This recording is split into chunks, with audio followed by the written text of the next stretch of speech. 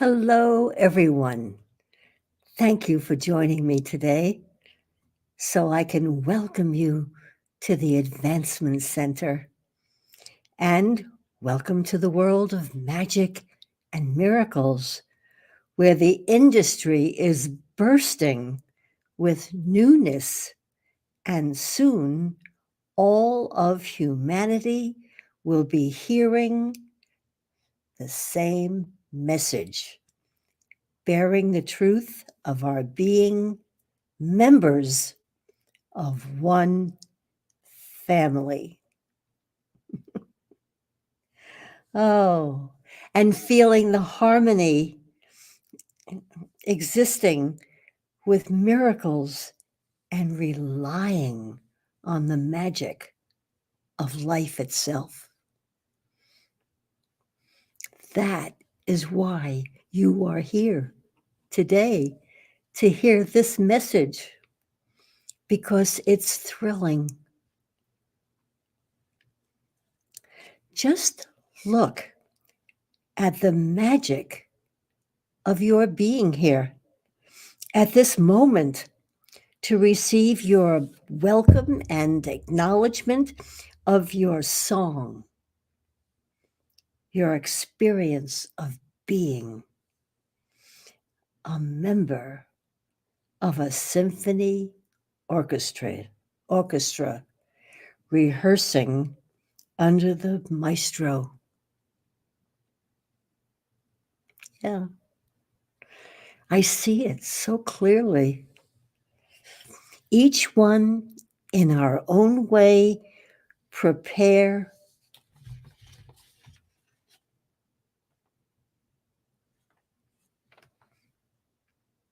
I guess for the performance, which is every day, and prepare for the role we are to play on stage, backstage, or in the audience. But we're all present in the concert hall. It is only recently that I realized that I have never not been watched over in preparation for the role I was to play. Now, there is a score, a voluminous page where every instrument's part is inscribed. I once saw it as my uncle was rehearsing and studying his score, because he was a conductor of the Seattle Symphony. Yeah. And this score is on the maestro's music stand, and he sees and hears each and every one of us. Do you get that picture? We're all together in the concert hall of life. And I also know there is nothing by chance. Well, 67 years ago, I was seated in Mrs. Baker's class at the University of Washington in Seattle. Having arrived there on life's roller coaster. Oh, yes, that was a roller coaster. Her class was oral interpretation. And I found my calling. And I also need this.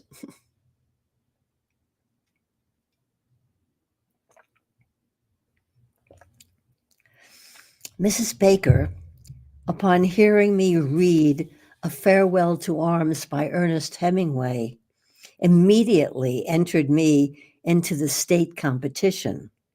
That's the state of Washington. And I received more than the first prize. I received my pattern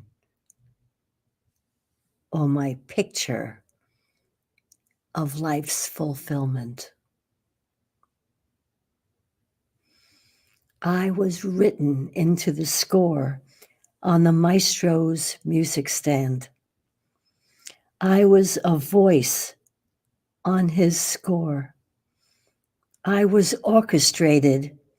I was hunting for my divine selfhood, and I discovered my dear friend, Simeon, to whom I correspond every day and sometimes twice. So I'm going to share that with you now.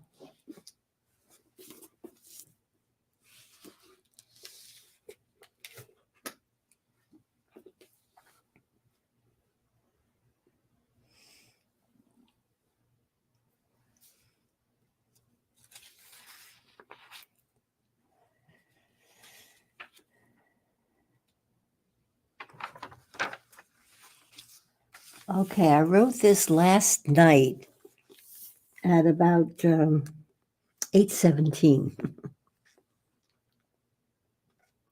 Dear Simeon, this is what I wrote. Preparing for my broadcast and feeling the importance of reading Robert's words.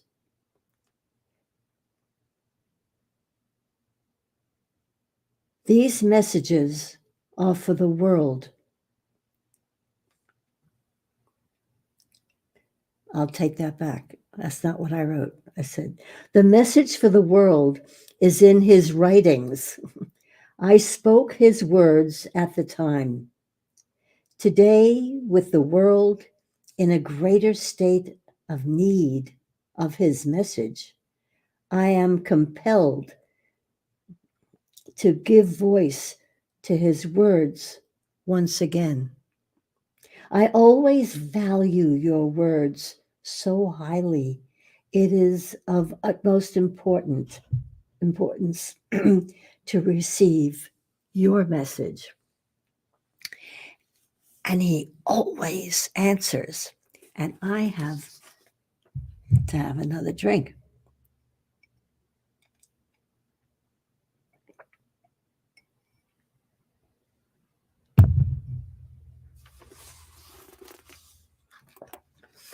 And this is what he wrote.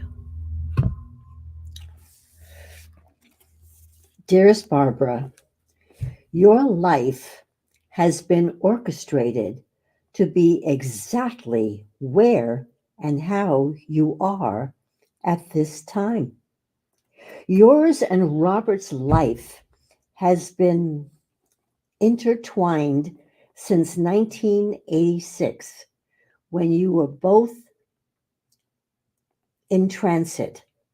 Robert carried, oh Lord, I can't read this. Robert arrived on the earth plane and you moved to another state, Connecticut. Then on to a series of workshops that landed you in Australia, of course, to meet Robert. The rest of the story, the rest is the story of magic and miracles, which took you both to the United States, and in particular, Santa Barbara, where the Advancement Center was born. Robert wrote, you spoke his words, and they were published along with Robert's broadcasts.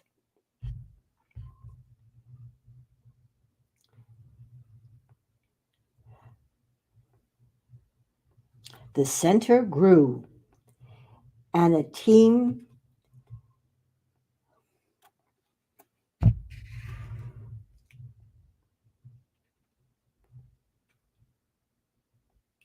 of truth broadcasters were in place to broadcast as a beacon of light. Please forgive me. The message for humanity is embedded in Robert's writings and must be sounded once again. On December 4th, I said to you, quote, just remember that Robert did all that writing for you to share. Enjoy the sheer magic and celebrate every miracle, large or small. We love and adore you both. And then just this morning, he wrote, Dearest Barbara, we all had no doubt that our beautiful Barbara would find her flight pattern like the butterfly in the book Hope for the Flowers. We love you. Love, Simeon. And then in parentheses, out of a cocoon.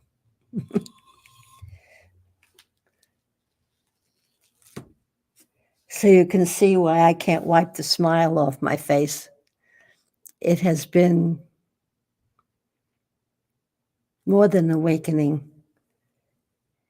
It's been beautiful, as each and every one of you are. And then I came across something that I thought should be read.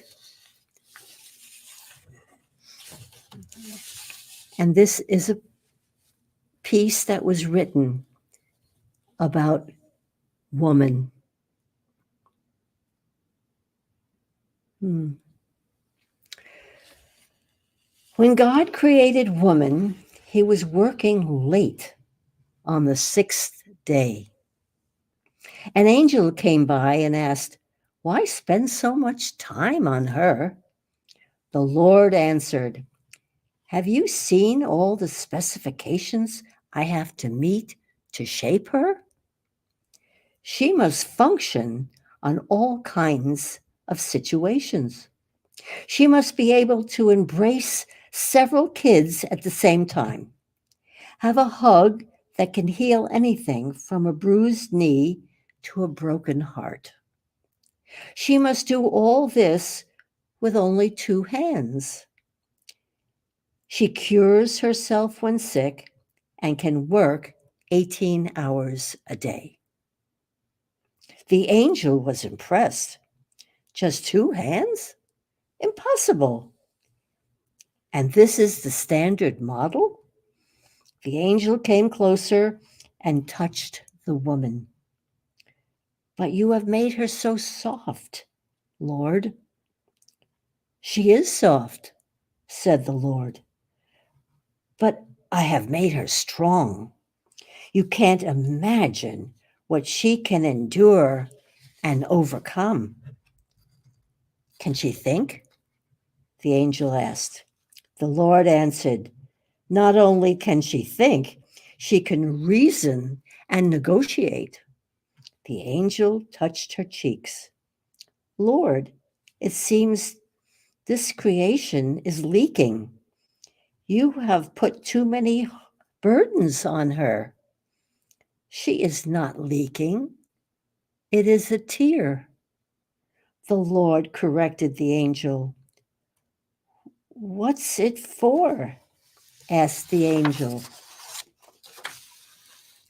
The Lord said, tears are her way of expressing her grief, her doubts, her love, her loneliness, her suffering, and her pride. This made a big impression on the angel.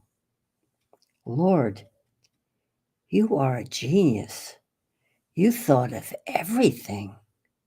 A woman is indeed marvelous. Lord said, Indeed she is. She has strength that amazes a man. She can handle trouble and carry heavy burdens. She holds happiness, love, and opinions. She smiles when she feels like screaming, and she sings when she feels like crying, cries when happy, and laughs when afraid. She fights for what she believes in. Her love is unconditional. Her heart is broken when a next of kin or a friend dies, but she finds strength to get on with life. The angel asked, So she is a perfect being? The Lord replied, No, she has just one drawback. She often forgets what she is worth.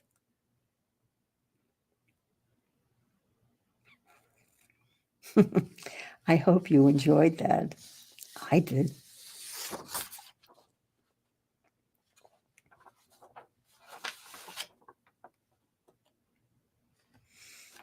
Now,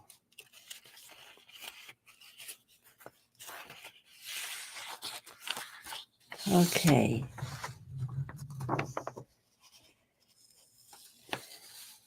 Now, Robert gifted us with a new way of existing.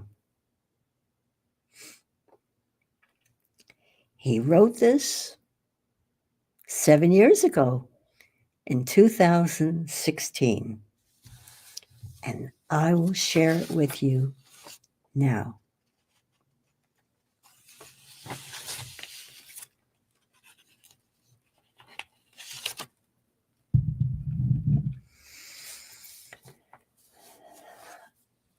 A new way of existing. At this time, it is important to empty your mind and allow nothing but life to penetrate the experiential walls of your existence. Assumptions, conclusions, comparisons, or rules will only hamper the vision of what you are about to receive through channels that have never been opened in your world before. The simplicity of your life and everything in it can only be as it was when you were a child. The true world of fantasy and the playful world of a child will open the way to many new and exciting prospects that will eventually form into a happy and most powerful world for you to live in. You are about to reveal to the world that there is another way of existence. And there is a way for you to access the interface with the most powerful and mystical part of your being. Nothing has been mentioned or even considered in this light, even though there have been strange experiences in everyone's life that have proven that something more powerful than what we know is present in the world. Many theories have been put forward, but no one has actually attempted to harness the endless combinations of the random interface that exists between us and the thing you refer to as your personal supercomputer. As a start, it is necessary to find a comparison that can be accepted by the brain in such a way that it will allow the exploration of the nebulous inputs and outputs that we have bunched into one lump and called emotions. If you jump into cold water and react immediately, you will experience the effects of cold. However, if you surpass the reaction and allow your body to adjust, you will experience the elation of your interface with your personal supercomputer. And the experience of cold will disappear. Our definition of emotion is actually pointing to our reaction and closing off the fact that there is some part of our control system that is looking for an input so it can make appropriate adjustments. If you turn off the thermometer in your car because you don't like what it is telling you, and you disconnect it from the air conditioning control, you will no longer experience the comfort of a constant preset temperature. He is so practical. There are trillions of inputs and outputs that connect you to the universe and to your origin, just like there are trillions of nerves throughout your body. These inputs and outputs are as isolated from your consciousness as your nerves are. If, however, you happen to damage a nerve or you damage an input output combination, you will cause major suffering. Suffering to your body until such time as a natural balance is reestablished. Calmness and simplicity of life allows your nervous system to come into balance, whereas simplicity and freedom of spirit allows your input output system for your universal interface to come into balance. Wow.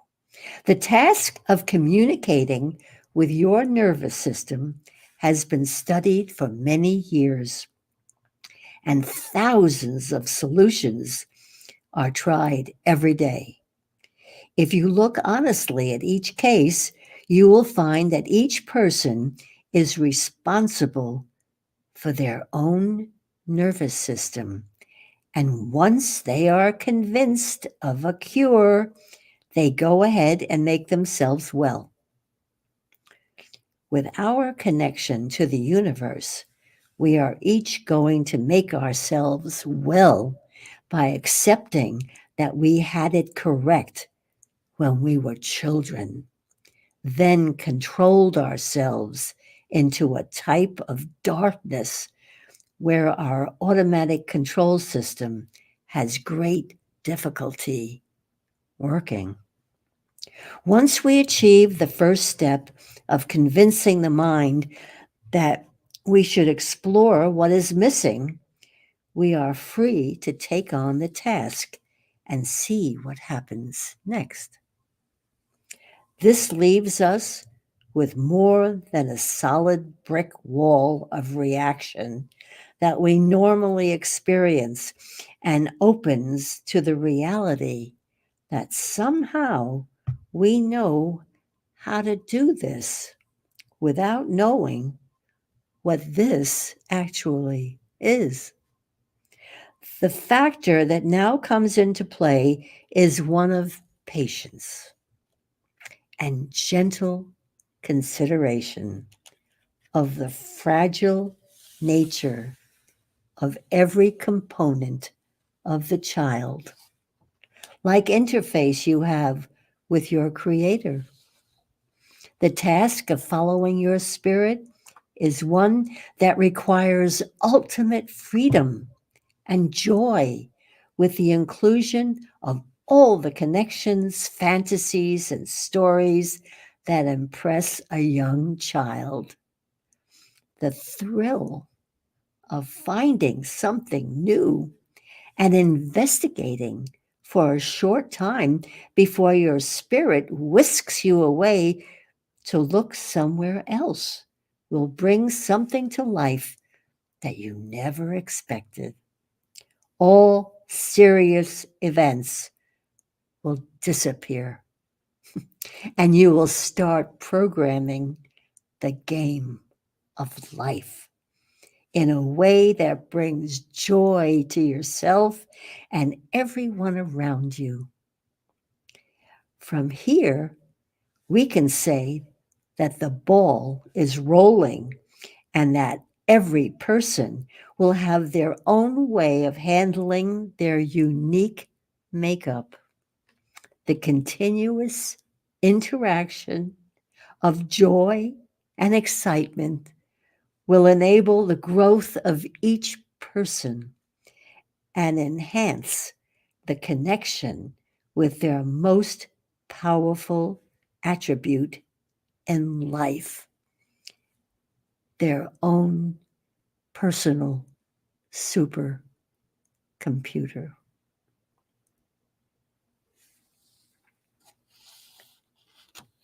I still remember the joy of hearing that in 2016.